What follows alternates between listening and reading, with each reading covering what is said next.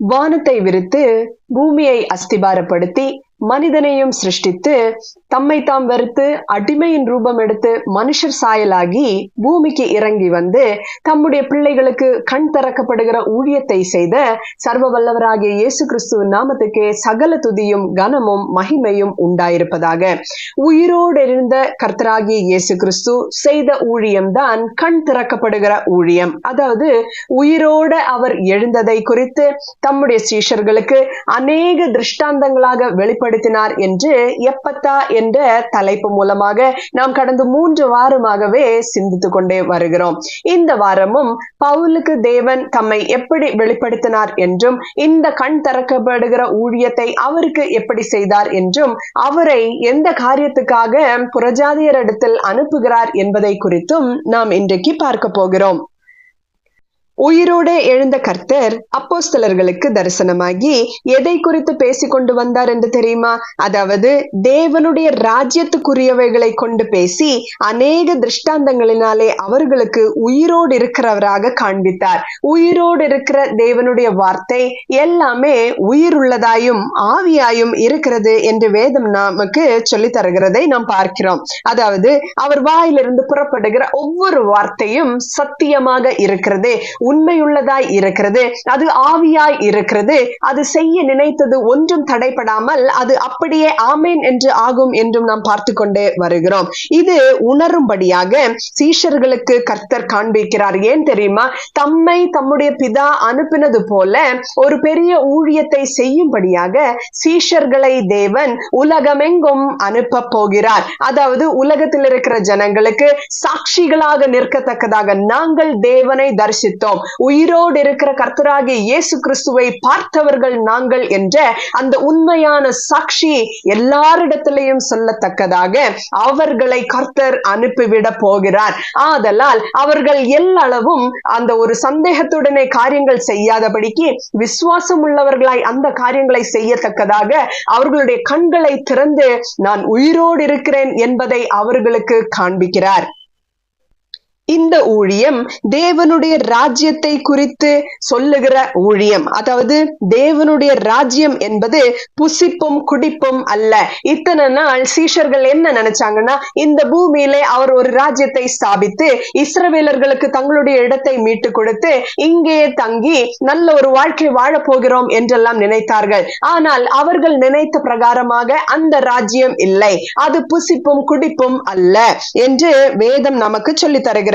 ரோமர் 14வது அதிகாரம் 17வது வசனத்திலே நாம் வாசிக்கும் பொழுது, தேவனுடைய ராஜ்யம் புசிப்பும் குடிப்பும் அல்ல, அது நீதியும் சமாதானமும் பரிசுத்த ஆவியினால் உண்டாகும் சந்தோஷமாயும் இருக்கிறது. இப்போ உயிரோடு தம்மை காண்பித்ததுனாலே பேதுருவுக்கு நல்ல ஒரு விசுவாசம் வருகிறது. பரிசுத்த ஆவியானவர் பெற்றுக்கொள்ளும்படியாக அவர்கள் எல்லாம் மேல் வீட்டறையிலே காத்து கொண்டிருக்கிறதையும் நாம் பார்க்கிறோம். அங்கே ஆவியானவர் பலமாய் வந்த உடனே அவர் எழுந்து போய் பிரசங்கித்து 3000 பேர் அதே நாளிலே ஞானஸ்நானம் பெறுகிறதையும் நாம் பார்க்கிறோம். ஒரு பெரிய விடுதலை, இருளின் அதிகாரத்திலிருந்து ஜனங்கள் ஒளியின் இடத்திற்கு திரும்பக்கூடிய ஒரு விடுதலையை அந்த இடத்திலே நாம் பார்க்கிறோம். இந்த ஊழியம் எல்லாவற்றிலும் மேன்மையானது என்று அறிந்து உணர்ந்து கொண்டார்கள். மத்தேயு 13வது அதிகாரம் 45-46வது வசனத்துல ஒரு உவமையை நாம் பார்க்க முடியும். அது என்ன? மேலும் பரலோக ராஜ்யம் நல்ல முத்துகளை தேடுகிற வியாபாரிக்கு ஒப்பாயிருக்கிறது. அவன் விலை உயர்ந்த ஒரு முத்தை கண்டு போய் தனக்குண்டான எல்லாவற்றையும் விற்று அதை கொள்ளுகிறான். ஆம் அன்பானவர்களே, பரலோக ராஜ்யம் என்பது எல்லாவற்றை காட்டிலும் மேன்மையானது, அது பலமானது, அது உன்னதமான ஒரு காரியம். தேவன் மனிதர்களோடு உறவாடி கொள்ளும்படியாக அவருடைய ராஜ்யத்துக்குள்ள தம்முடைய பிள்ளைகள் வந்து சேர வேண்டும் என்று எண்ணம் கொள்ளுகிற ஒரு ஊழியம்தான் அது. இந்த விலை உயர்ந்த முத்தை கண்டு கொண்டவர்களாகிய சீஷர்கள் எப்படிப்பட்ட ஊழியத்தை செய்தார்கள் என்று கடந்த வாரத்திலே நாம் பார்த்தோம். அதுல பேதுரு என்ன சொன்னார்? வெள்ளியும் பொன்னும் என்னிடத்தில் இல்லை, என்னிடத்தில் உள்ளதை. அவரிடத்துல இப்ப என்ன இருக்கிறதா? எல்லாவற்றை காட்டிலும் விலை உயர்ந்த ஒரு முத்து அவரிடத்துல இருக்கிறது. அது என்ன?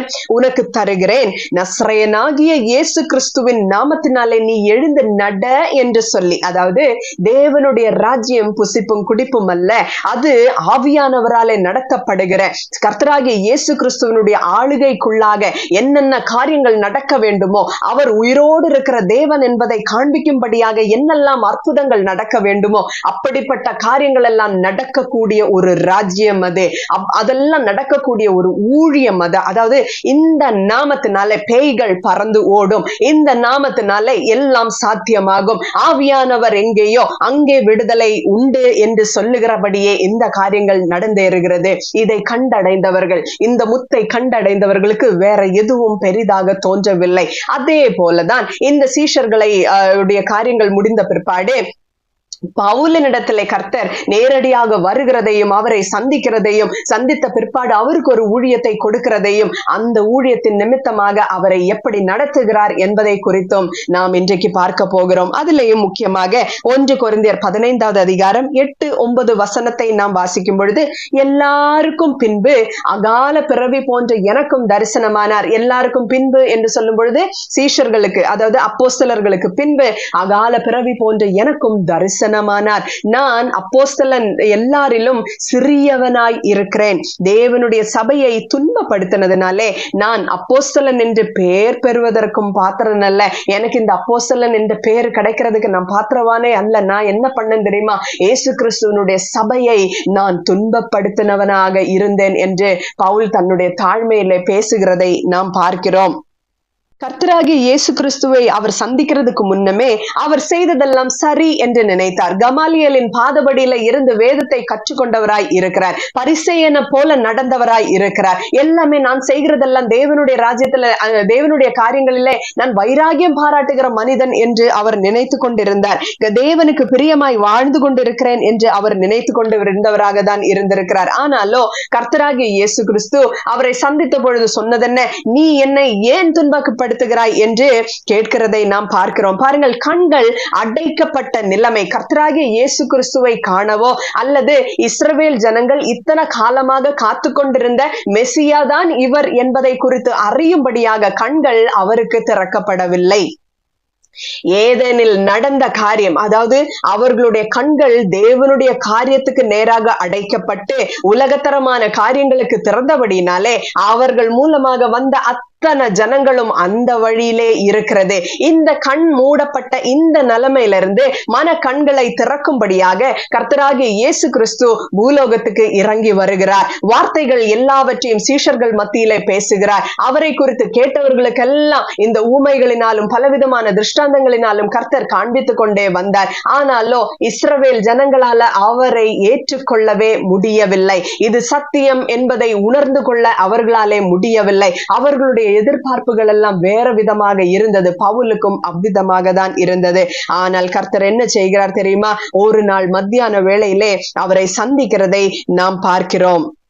எழும்பி பிரகாசி, உன் ஒளி வந்தது என்று சொன்ன வார்த்தையின்படியே அங்க பவுலுக்கு ஒரு காரியம் நடக்கிறதை நாம் பார்க்கிறோம். வாசிக்கலாம். அப்போஸ்தலர்கள் நடபடிகள் 26வது அதிகாரம் 13வது வசனத்திலே 12ல இருந்து வாசிப்போம். இப்படி செய்து வருகையில் நான் பிரதான ஆசாரியர்களிடத்தில் அதிகாரமும் உத்தரவும் பெற்று தமஸ்குவுக்கு போகும்போது, என்ன அதிகாரமும் உத்தரவும் பெற்றிருக்கிறார்? சபையை துன்பப்படுத்துகிறதற்கு, அநேகரை கொலை செய்வதற்கு அவர் ஒரு அதிகாரத்தை பெற்றுக் கொண்டவராக போகும்போது, மத்தியான வேளையிலே, ராஜாவே, நான் வழியில் சூரியனுடைய பிரகாசத்திலும் அதிகமான ஒளி வானத்திலிருந்து என்னையும் என்னுடனே கூட பிரயாணம் பண்ணினவர்களையும் சுற்றி பிரகாசிக்க கண்டேன். மத்தியான வேளையில சூரியனுடைய பிரகாசம் எவ்வளவா இருக்கும் என்று சற்று யோசித்து பாருங்கள். அதை காட்டிலும் பிரகாசிக்கிற ஒரு ஒளி அவரை அந்த இடத்துல வந்தடைகிறதை நாம் பார்க்கிறோம். அது என்ன செய்துட்டு 14வது வசனத்திலே, நாங்கள் எல்லாரும் தரையிலே விழுந்த போது அந்த பிரகாசத்தை கண்டு அங்க நிக்க முடியல,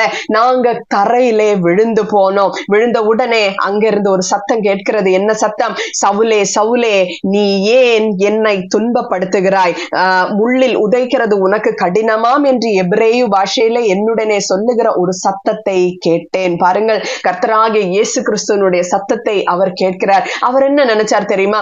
எங்களுடைய தேவனுக்காக, எங்களுடைய இந்த யூத குலத்துக்காக நாங்க செய்கிற காரியங்கள் எல்லாம் சரியானது, இந்த மார்க்கம் தவறான மார்க்கம், இயேசு கிறிஸ்து என்னும் நாமம் தப்பான நாமம் என்றெல்லாம் நினைத்து கொண்டவராக அநேக காரியங்களை செய்து கண் மூடப்பட்ட ஒரு நிலைமையில இருந்து கொண்டிருந்திருக்கிறார். ஆனால் கர்த்தராகிய இயேசு கிறிஸ்து என்ன சொல்லுகிறார் தெரியுமா? சவுலே, நீ நினைக்கிற நீ தேவனுக்கு அடுத்த காரியங்களை செய்கிறாய் என்று, ஆனால் நீ என்னை துன்பப்படுத்துகிறாய் சவுலே என்று. அதாவது தேவனுடைய ராஜ்யம் வளருகிறதை துன்பப்படுத்தி அது உடைத்து போடுகிறவனாய் இருக்கிறான். அப்படி என்றால் அர்த்தம் என்ன? நாம் இயேசு கிறிஸ்துவை துன்பப்படுத்துகிறோம் என்று அர்த்தம். அப்படி அல்ல. நீ ஏன் என்னை துன்பப்படுத்துகிறாய்? முள்ளில் உதைக்கிறது உனக்கு கடினம் என்று சொல்லுகிற சத்தத்தை அவர் கேட்கிறார். 15வது வசனத்தில், அப்பொழுது நான், ஆண்டவரே நீர் யார் என்றேன். அதற்கு அவர், நீ துன்பப்படுத்துகிற இயேசு நானே என்று கர்த்தர் அந்த இடத்துல சொல்லுகிறதை நாம் பார்க்கிறோம். அவர் என்ன சொல்லுகிறார் தெரியுமா? இப்பொழுது நீ எழுந்து காலூன்றி நில், நீ கண்டவ நான் உனக்கு தரிசனமாகி காண்பிக்க போகிறவைகளையும் குறித்து உன்னை ஊழியக்காரனாகவும் சாட்சியாகவும் ஏற்படுத்துகிறதற்காக உனக்கு தரிசனமானேன். பவுலே, இந்த மத்தியான வேளையில நான் உனக்கு ஏன் தரிசனமானேன் என்று தெரியுமா? நீ கண்டவைகளையும், அதாவது நீ இப்போ ஒரு விஷயத்தை கண்ட, அந்த கண்ட காரியத்தை குறித்தும் நான் உனக்கு இதற்கு மேலாக தரிசனமாகி காண்பிக்க போகிறவைகளையும் குறித்து நான் உன்னை என்னவா மாற்ற போறேன்? ஊழியக்காரனாக நான் ஏற்படுத்த போகிறேன். சாட்சியாக, எனக்கு இப்ப என் சீஷர்கள் எல்லாம் சாட்சிகளா நின்னு சொன்னதுனால அநேகர் வந்து சபைக்குள்ள சேர்றாங்க பாத்தியா? அதுக்கு நீ எதிர்மாறாக நின்ற பாத்தியா? இன்னைக்கு நான் உன்னை அதே காரியத்துக்காக அனுப்ப போகிறேன் என்று கர்த்தர் சொல்லுகிறதை அந்த இடத்துல பார்க்கிறோம். அதாவது நீ கண்ட காரியத்தை குறித்தும் இனிமேல் நான் உனக்கு தரிசனமாகி காண்பிக்க போகிறவைகளை குறித்தும், அதாவது இத்தனை நாள் நீ என்னை காணவில்லை, உன் கண்கள் மூடப்பட்டிருந்தது, ஆனால் இனியோ இந்த சத்திய வார்த்தைகள் உண்மை என்பதை நீ காணப்போகிறாய். நீ அதை குறித்து ஜனங்களுக்கு சொல்ல போகிறாய் சவுலே. ஆதலால் நான் உன்னை தெரிந்து கொண்டேன் என்பதற்கு அடையாளமாக இந்த தரிசனம் இருக்கிறது. 17வது வசனத்திலே, உன் சூய ஜனத்தாரிடத்தில் நின்றும் அந்நிய ஜனத்தாரிடத்தில் நின்றும் உன்னை நான் விடுதலையாக்கி அவர்கள் என்னை பற்றும் விசுவாசத்தினால, அதாவது சவுலே, நீ கண்டவைகளை குறித்தும் காணப்போகிறவைகளை குறித்தும் நீ சொல்ல போகிறாய். இது சொன்ன உடனே அவர்கள், அதாவது உன் சொந்த ஜனத்தாரும் அந்நிய ஜனத்தாரும் என்ன பண்ணுவாங்களாம்? விசுவாசிப்பார்களாம். விசுவாசித்து என்ன அடைவாங்க? பாவ மன்னிப்பை அடைந்து கொள்ளுவார்கள். அதற்கு பிற்பாடு என்ன?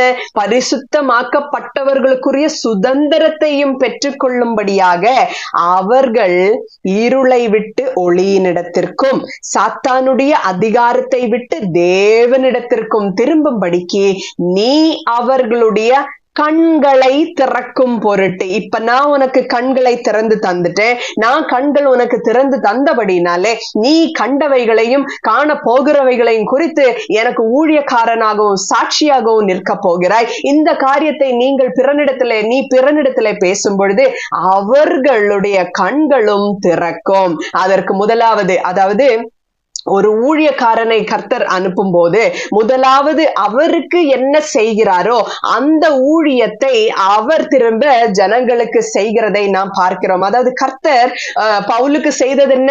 கண்களை திறந்து கொடுத்தார். இப்ப பவுலை அனுப்பி கர்த்தர் புறஜாதியார் இடத்துல செய்யக்கூடிய காரியம் என்ன தெரியுமா? கண்களை திறந்து கொடுக்க போகிற ஒரு ஊழியம். அது மூலமாக கேட்கிற ஜனங்கள் எல்லாம் விசுவாசிப்பார்கள். விசுவாசிக்கிற ஜனங்கள் மனம் திரும்பி ஞானஸ்நானம் பெறுவார்கள். பாவ மன்னிப்பு அடைந்த பிற்பாடு பரிசுத்தமாக்கப்பட்டவர்களுக்குரிய சுதந்திரத்தை பெற்றுக் கொள்ளும்படியாக இதுதாங்க ஊழியம். அதை விட்டு இந்த நாட்களில் ஊழியம் என்று சொல்லி என்னெல்லாமோ காரியங்கள் செய்து அநேகரை பலவிதமான சோதனைக்கு உட்படுத்துகிறதை நாம் பார்க்கிறோம். கண்கள் அடைந்திருக்கிறது, பாவத்துக்குள்ளே விழுந்து கிடக்கிறது, சாத்தானுடைய அதிகாரத்துக்குள்ள சிக்கி கொண்டிருக்கிறார்கள். இவர்களை அந்த இருட்டை விட்டு வெளியே கொண்டு வந்து தேவனுடைய ராஜ்யத்துக்குள்ள பிரவேசிக்க பண்ணும்படியாக ஆவியானவராலே செய்யப்படுகிற ஊழியம் தான் கண்கள் திறக்கப்படுகிற ஊழியம். இந்த ஊழியத்தை எத்தனை பேர் செய்கிறார்கள்? தவறான ஒரு காரியம் சபையில இருக்கிறது என்று சொன்னா அவர்களை பிடிக்கிறது இல்ல. அவர்களை எப்படியாவது அந்த சபையை விட்டு துரத்த வேண்டும். இந்த பாஸ்டர் பேசுறது சரியில்லை என்று சொல்லக்கூடிய நாட்கள் இதுவா இருக்கிறது. எனக்கு அன்பானவர்களே, கர்த்தர் செய்த காரியத்துக்கு விரோதமாக நம்ம நிற்கும் பொழுது, சவுலே சவுலே நீ ஏன் என்னை துன்பப்படுத்தினாய் என்று கர்த்தர் கேட்கிற அதே சத்தம் தான் சபையை முடித்து கொண்டிருக்கிற அனைவரையும் பார்த்து கர்த்தர் சொல்லுகிறது. இந்த காலத்துல ஊழியம் என்று சொல்லி கண்ட கண்ட காரியங்களை செய்து பலவிதமான நன்கொடைகளுக்காக செய்து கொண்டு வருகிற ஊழியக்காரர்களை பார்த்து கர்த்தர் கேட்கிற காரியம் அதுதான். நீ ஏன் என்னை துன்பப்படுத்துகிறாய்? நான் உனக்கு செய்தது என்ன? நீ செய்து கொண்டு இருக்கிறது என்ன? நான் உங்களை அனுப்பினது எந்த காரியத்துக்காக? நீங்க எந்த காரியத்தை செய்து கொண்டு இருக்கிறீர்கள் என்று கர்த்தர் நிச்சயமாகவே கேட்கிற ஒரு நாள் வரும். எனக்கு அன்பானவர்களே, காலம் கடைசி காலமாக இருக்கிறது. எத்தனை பேருக்கு கண்கள் திறக்கப்பட்டிருக்கிறது, எத்தனை ஆத்துமா இன்னைக்கு சேதாரமாய் போய்கொண்டிருக்கிறது என்று சற்று கண் திறந்து பாருங்க. அவங்களை கூப்பிட்டு உங்களுக்கு கர்த்தர் இதை தருவார், அதை தருவார், இப்படி செய்வார், அப்படி செய்வார் என்று சொல்லி வேண்டாத காரியங்களை கண்களுக்கு முன்னதாக காண்பித்து ஆசை காட்டி மோசம் பண்ணி கொண்டிருக்கிற இந்த ஊழியத்தை விட்டு விலகுங்கள் என்று நான் நிச்சயமாகவே கர்த்தருடைய நாமத்தினால சொல்லுகிறேன். எனக்கு அன்பானவர்களே, ஆத்துமாக்களை ஆதாயப்படுத்திக் கொள்ளும்படியாக இந்த சத்திய வசனத்துக்கு ஏற்றபடி ஊழியம் செய்யுங்கள். அவர்களுடைய கண்களை திறந்து கொடுங்கள். எதனுடைய அதிகாரத்துல நீங்க இருக்கிறீங்கன்றதை அவங்களுக்கு காண்பித்து கொடுங்க. சாத்தானுடைய அதிகாரத்துல நீங்க நின்று கொண்டிருக்கீங்க. உங்களுடைய மாம்சம் சொல்லுகிறதுக்கு ஏற்றபடியான காரியங்களை செய்து கொண்டிருக்கிறீர்கள். இதிலிருந்து உங்களுக்கு விடுதலை வேண்டும் என்பதுதான் கர்த்தர் நமக்கு காண்பித்த காரியம். அந்த ஊழியத்தை செய்ய வேண்டும். ஒரு பிரசங்கமும் கேட்கும் போது உள்ளுக்குள்ள குத்துண்டவர்களாக நின்று அநேகர் அந்த இடத்துல இருந்து கேட்கிறாங்க, நாங்க என்ன செய்யணும் அப்படின்னு பேதுருவின் இடத்துல கேட்டதை நாம் பார்க்கிறோம். இன்னைக்கு எந்த சபையில எந்த மக்கள் குத்துண்டவர்களாக இருக்கிறாங்க? குத்தினால் அவர்களுக்கு கோபம் வருகிறது, எப்படி நீர் இப்படி பேசலாம் என்று. அப்படியெல்லாம் அன்பானவர்களே, இத வேதத்தை கொஞ்சம் வாசிங்க. வாசிக்கும் போதுதான் நமக்கு தெரியும். இப்ப பவுலை கொண்டு கர்த்தர் செய்த ஊழியம் இதுதானே.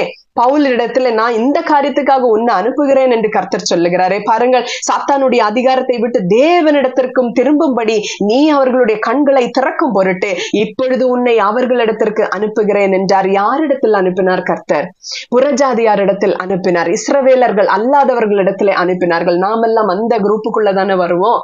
நமக்கு எதற்காக பவுலை அனுப்பி வைத்தார்? இந்த புத்தகத்துல இருக்கிற, அதாவது வேதத்துல இருக்கிற அந்த நிரூபங்கள் எல்லாம் பவுல் எதற்காக எழுதி இருக்கிறார்? அதை வாசிக்கும் பொழுது நம்முடைய கண்கள் திறக்கப்படுகிறதா? அதில் இருக்கிற உயிரை நாம் அடைந்து கொள்ளுகிறோமா? இது எதுவும் செய்யாம எப்படி நம்ம நித்திய ஜீவனுக்குள்ள போக முடியும்? எனக்கு அன்பானவர்களே, ஒரு வார்த்தையை வாசிங்க, அதை தியானிங்க. அது தியானிச்சு அந்த பரிசுத்தவான்களுக்குரிய அந்த சுதந்திரத்தை பெற்றுக்கொள்ளும்படியான ஓட்டத்தை நம்ம ஓடுறோமான்னு சற்று நினைத்து பாருங்க. எனக்கு அன்பான தேவ பிள்ளைகளே, கண் திறக்கப்படுகிற இந்த ஊழியத்தை தான் பவுல் நமக்காக செய்த ஊழியம். அந்த ஊழியத்துக்கு ஏற்றபடி நாம் இருக்கிறோமா, நாம் செய்கிறோமான்னு நம்ம என்னையும் சேர்த்துதான் சொல்றேன். நானும் தான் நினைச்சு பார்க்க வேண்டியது இருக்கு. ஏசப்பா, இன்னைக்கு நான் உங்களுக்கு பிரியம் இல்லாம நடந்துட்டேனா? என் மாம்சத்தின் படி நான் நடந்துட்டேனா? என் மாம்சத்தின் படி நான் சிந்தித்தேனா? என் எண்ணங்கள் எல்லாம் மாம்சத்துக்கு ஏற்றபடி இருக்கிறதா? அல்லது சாத்தானுடைய காரியங்களுக்கு ஏற்றபடி துன்மார்க்கமான பேச்சு என்னிடத்தில் இருக்கிறதா? துன்மார்க்கமான வழியில நான் நடந்தேனா? ஏசப்பா, நான் யாரையாவது காயப்படுத்தினேனா? கர்த்தாவே, இந்த வீட்டுக்குள்ள இன்னைக்கு சண்டை வருகிறதற்கு நான் காரணமா இருந்திருக்கிறேன் அப்பான்னு நம்ம டெய்லி நம்ம கேட்க வேண்டியது இருக்கிறது. தினமும் சுத்தமா இருக்க வேண்டியதா இருக்கிறது. நம்முடைய கரைகள் எல்லாம் இயேசு கிறிஸ்துவின் நாமத்தினால, அவருடைய இரத்தத்தினால நாம் கழுக வேண்டியதா இருக்கிறது. அன்பானவர்களே, இதுதான் நாம் தேவனிடத்திற்கு திரும்புகிற நம்முடைய வாழ்க்கை. ஒவ்வொரு வீட்டிலையும் இப்படி ஒரு வீட்டுல 4 பேர் இருக்காங்கன்னா, 4 பேர் இப்படி திருந்தினாங்கன்னா அந்த வீடு பரலோகம் போல இருக்கும் தெரியுமா? கர்த்தர் தான் அங்க வந்து ஆளுகை செய்வார். அவர் சொல்லுவார், நம்ம அதுக்கேற்றபடி செய்கிற காரியமா இருக்கும். பாருங்களேன், இருளை விட்டு ஒளியினிடத்திற்கும். இதுதான் கண் திறக்கப்படுகிற ஊழியம். கண்ணு இருட்டா இருந்தது, இப்ப என்ன வெளிச்சத்துக்குள்ளாக போகிறது. சாத்தானுடைய அதிகாரத்தை விட்டு தேவனிடத்திற்கும் திரும்பும்படி நாம் தேவனிடத்திற்கு திரும்பி இருக்கிறோமா? ஆண்டவர் நம்மோடு கூட பேசுகிறாரா? நீ இப்ப செய்தது தப்பு, நீ இப்படி பேசியிருக்க கூடாதுமா, நீ பண்ணது தப்பு அப்படின்னு ஒரு வார்த்தையை கொண்டு அவர் நமக்கு ஊழியம் செய்து கொண்டே வருகிறாரா? ஆவியானவர் எப்பொழுதும் நம்மோடு கூட இடைப்பட்டு கொண்டு இருக்கிறவராக இருக்கிறார். அப்படி நம்மோடு கூட இடைபடுகிறாரா என்று சற்று நாம் நினைத்து கொள்ள வேண்டியதா இருக்கிறது அன்பானவர்களே. அதனால்தான் சொல்லப்பட்டிருக்கிறது, ஆவியானவர் வந்து அவர் நீதியை குறித்தும் பாவத்தை குறித்தும் நியாய தீர்ப்பை குறித்தும் நமக்கு கண்டித்து உணர்த்துவாரா. நம்ம ராஜ்யத்துக்குள்ள பிரவேசித்திருக்கிறோமா? பரிசுத்த ஆவியானவரை நாம் பெற்று கொண்டிருக்கிறோமா? எனக்கு பின்னதாக வருகிறவரோ அவர் ஆவியினாலும் அக்னியினாலும் ஞானஸ்நானத்தை கொடுப்பார் என்று யோவான் ஸ்நாபகன் சொன்னார் இல்லையா? அந்த ஆவியை நாம் பெற்று கொண்டிருக்கிறோமா? ஆவியை நாம் பெற்று கொண்டிருக்கிறோம் என்றால் என்ன நடக்கும் தெரியுமா? அவர் நம்மோடு கூட இடைப்பட்டு கொண்டே இருப்பார். அவர் நமக்குள்ளே வந்து நாமும் அவரும் ஒன்றாய் இணைகிற அந்த ஒரு வாழ்க்கை தான் ஆவியானவரை பெற்றுக்கொண்டு அவருடைய ஆளுகைக்குள்ளாக நடக்கிற அந்த ஒரு வாழ்க்கை. இந்த வாழ்க்கையில எப்பொழுதும் நாம் அவருடைய சத்தத்தை கேட்கிறவர்களாக தான் இருப்போம். அவர் நம்மை வழி நடத்துவார். அவர் நமக்கு ஆலோசனை சொல்லிக் கொண்டே இருப்பார். அவர் நம்மை எப்பொழுதும் தேவனுடைய சமூகத்திலே தங்க வைப்பார். அவர் நமக்கு வார்த்தைகளின் ஆழத்தை காண்பிப்பார். ஆவியானவர் செய்கிற ஒரு ஊழியம் அதுதான். இதற்கு நேராக இந்த அப்போஸ்தலர்களுடைய கண்கள் திறக்கப்பட்டபடியினாலதான் இத்தனை நிரூபங்களும் இத்தனை சத்திய வார்த்தைகளும் எழுதி இருக்கிறது. அதுல சொல்லுகிற இன்னொரு நம்பிக்கையான விஷயம் என்ன தெரியுமா?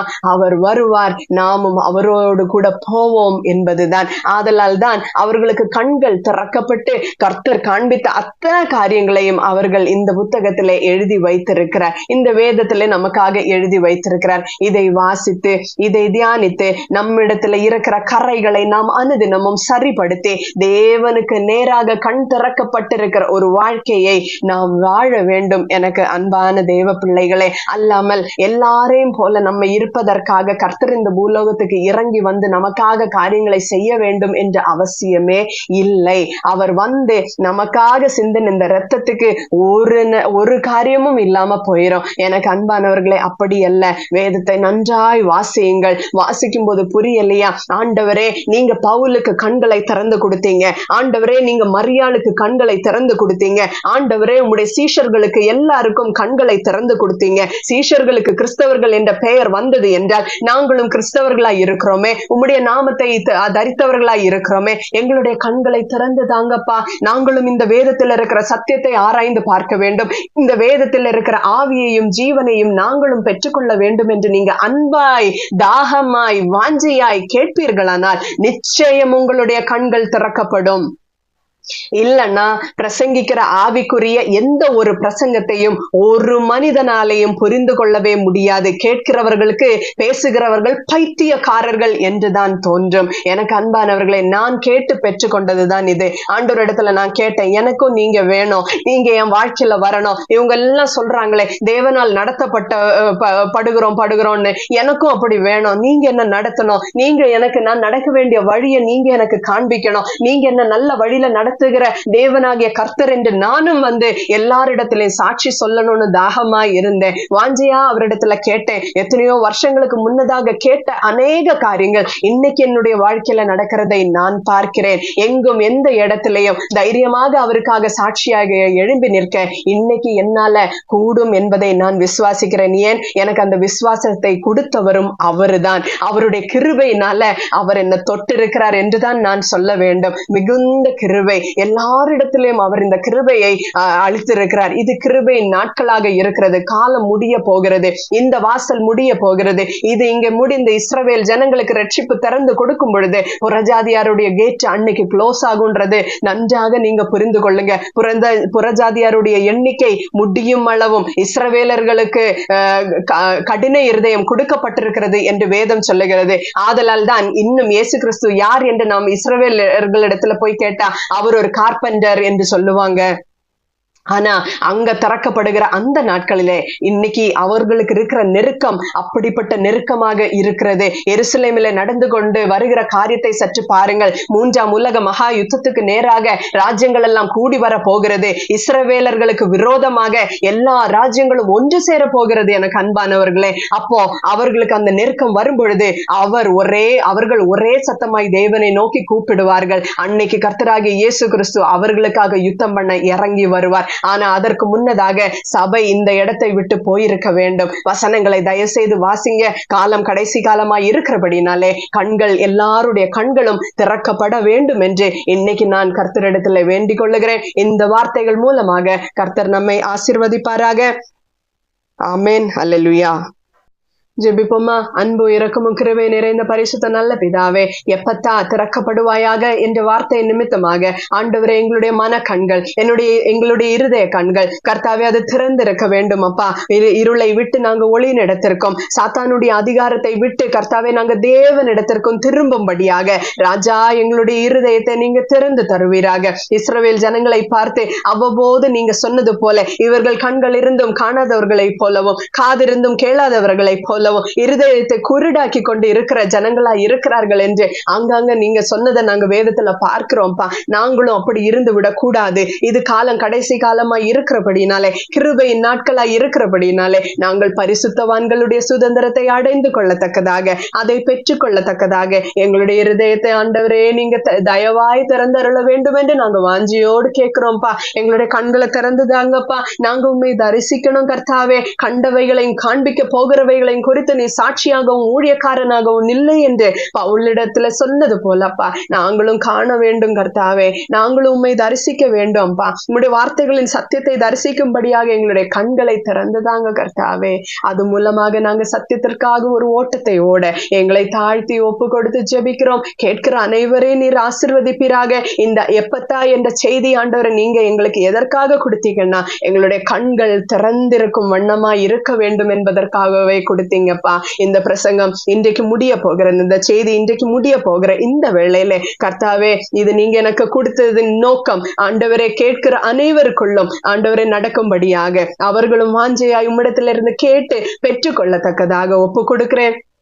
எல்லாரையும் ஆசீர்வதிங்க, எல்லாரையும் காத்துக்கொள்ளுங்கப்பா. நாங்க எல்லாரும் உங்களுடைய ராஜ்யத்துக்குள்ள வரணும் ஏசப்பா. எங்களை ஆசீர்வதிங்க. ஜெபத்தை ஏற்றுக்கொள்ளும் மேய்ப்பரு இரட்சகருமாகிய இயேசு கிறிஸ்துவின் நாமத்திலே ஜெபிக்கிறோம் ஜீவனுள்ள நல்ல பிதாவே.